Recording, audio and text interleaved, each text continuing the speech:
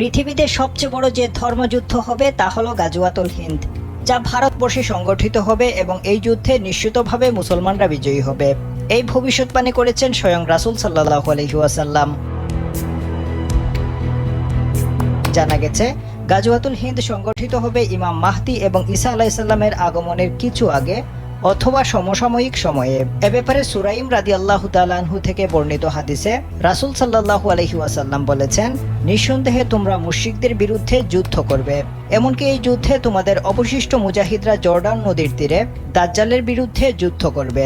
এই যুদ্ধে তোমরা পূর্ব দিকে অবস্থান করবে আর দাজ্জালের অবস্থান হবে পশ্চিম দিকে।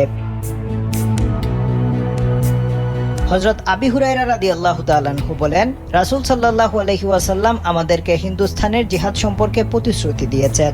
যদি আমি সে জিহাদ পেয়ে যাই তাহলে আমি আমার জানমাল সবকিছু তাতে ব্যয় করব। এতে যদি আমি শাহাদত বরণ করি তাহলে আমি হব সর্বশ্রেষ্ঠ শহীদ, আর যদি গাজী হয়ে ফিরে আসি তাহলে আমি হব জাহান্নামের আগুন থেকে মুক্তিপ্রাপ্ত আবি হুরায়রা। আরেকটি হাদিসে রাসূল সাল্লাল্লাহু আলাইহি ওয়াসাল্লাম বলেছেন, আমার উম্মতের দুটি দল, আল্লাহ তাআলা তাদেরকে জাহান্নাম হতে পরিত্রাণ দান করবেন। একদল যারা হিন্দুস্তানের জিহাদ করবে, আরেক দল যারা ঈসা ইবনে মারিয়াম আলাইহিস সালামের সঙ্গে থাকবে। কিছু ধর্মবিদ ও ইতিহাসবিদ বিশ্বাস করেন রাসূল সাল্লাল্লাহু আলাইহি ওয়াসাল্লামের এই ভবিষ্যৎবাণী ইতিমধ্যে সম্পন্ন হয়েছে, যখন মুসলমানরা দ্বিতীয় উমাইয়া খলিফা মুয়াবিয়া ইবনে আবু সুফিয়ানের শাসনামলে মাহমুদ গজনভি ভারত আক্রমণ করেছিলেন। কিন্তু অপরপক্ষ বিশ্বাস করেন এটা সংগঠিত হবে ইমাম মাহদীর সময়কালে, কারণ হাদিসে ঈসা ইবনে মারিয়ামের সাথে থাকার কথা উল্লেখ আছে।